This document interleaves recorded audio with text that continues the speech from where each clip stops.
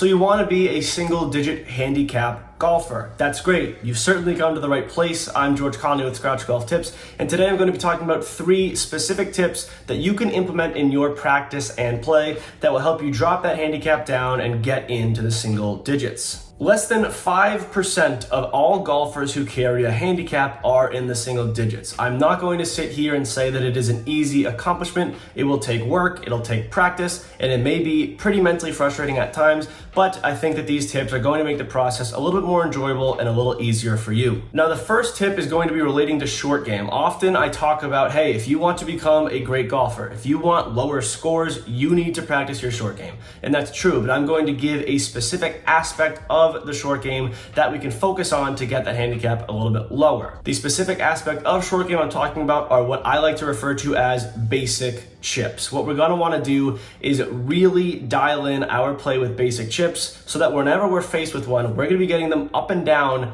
maybe 80-90% of the time. Now, when I say basic chips, I am referring to a chip in the fairway from a fairly flat lie to a pin that is accessible. When I say a pin that's accessible, I mean you have green to work with, there's no bunkers, there's no water in the way. It's just a straightforward basic chip. If you're 20 yards away from a pin and you have nothing but fairway and green between you, you should absolutely be getting those up and down 75% or more of the time if you want to notably lower the handicap. These are shots that are very easy to practice. You can practice them all the time and you should be getting them up and down. What I want you to be doing is have a standard pitch shot or standard chip shot that you can regularly turn to so that whenever you step up to a basic chip, you say, all right, let me take out my 56, let me take out my 52, whatever that club is, know the club, know where you want to land the ball, know the trajectory so that you can turn to it. Generally speaking, it is advantageous to hit a lower trajectory shot. We don't want to be taking out our 60-degree wedge and flopping the ball up in the air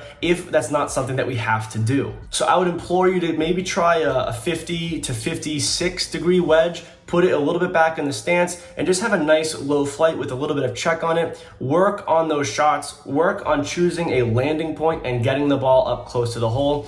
A lot of this is feel. Mechanics are certainly a little bit important when we're talking about chipping, but it's feel, it's repetition, it's practice. So continue to work on that shot. And I'll tell you what, once you can really dial in that go-to chip shot for those basic chips, it makes golf a lot more fun. Maybe you hit a 7-iron just short of the green. When you're driving that cart up there, you're thinking, well, I'm gonna make par anyway because I have this shot in the bag. It creates a lot of confidence. You can swing more freely with your approach shot. It frees up other parts of the game. I'll tell you what, having that basic chip shot locked in and dialed in around the greens will really free up your game and lower your scores. Now, in this next tip, we're gonna talk about yardages, more importantly, diversifying your yardages with each club. Now, essentially what I mean by that is if you have a 7-iron that'll go 160 yards, you need to find ways to hit that 7-iron up to 170 and down to 145, 150 yards. You need to be playing around with ways to attack yardages from different angles with different clubs. I will preface that having some type of technology, whether it's a flight scope, TrackMan, if you're doing this indoors on a golf simulator,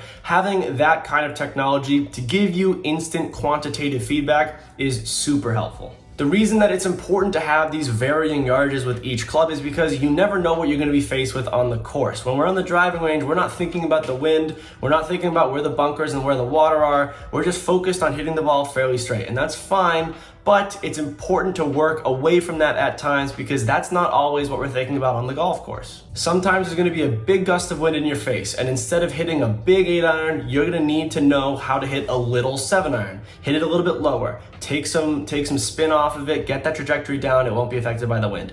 Just having those options available to you is crucial for course management and being able to play through some adverse conditions, because if you're trying to lower your handicap, you need to practice and play a decent amount of golf. Every day that you play golf, it's not going to be perfect weather. And sure, you can put a PPC into your handicap, which will help a little bit if you have adverse conditions, but just being able to hold your composure and having different options on the golf course is going to free you up as well. Now, the final tip is a very important one, and it's not necessarily related to the technicalities of golf or the practice, but it is simply to find a way to enjoy the process of improving golf. Now, you may be thinking to yourself, George, really, your final tip is to enjoy golf. Well, let me explain a little bit. When you're trying, say you're a 15 handicap and you want to get down to a 9, shaving those 6 points off your handicap is not going to be easy. It simply won't be. You're gonna need to work hard, you're gonna need to practice, and a lot of people think of golf as a hobby, which I totally understand. I think of it as a hobby as well.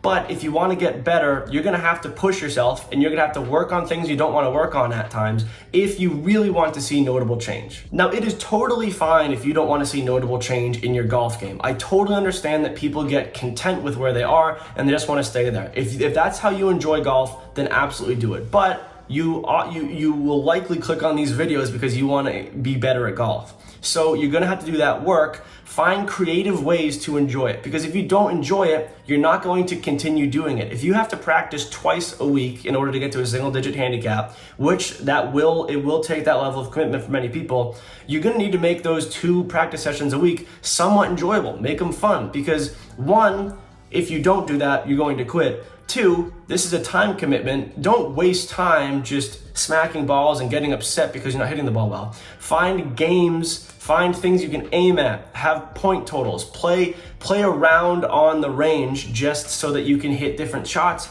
Carve out different parts of the golf course in your mind on the driving range. There's a bunch of different things that you can do to make it more enjoyable. You need to find some level of combination between enjoying the process and being productive. And if you can find a way that you can really get productive and that you fall in love with that process, that's where great golfers are born. Let me know what you think about these tips, and if you have become a single digit handicap yourself, let me know if you have any other tips that people could benefit from in the comment section down below. We always appreciate your feedback on these videos. If you enjoyed this video, please leave a like rating down below. It helps YouTube show this content to more people who will also find it helpful. It also helps me see what type of content everyone likes so that I can tailor future uploads to what you guys want to see. If you'd like to see more content like this, please subscribe to the Scratch Golf Tips YouTube channel. We're posting a few times a week right now. And if you have any other questions or things that you want to learn more about in terms of golf instruction and golf improvement, we have over 150 videos already on our channel. So just click on the channel, go through our videos, go through our playlist. You can see everything down there. Thank you all very much for watching.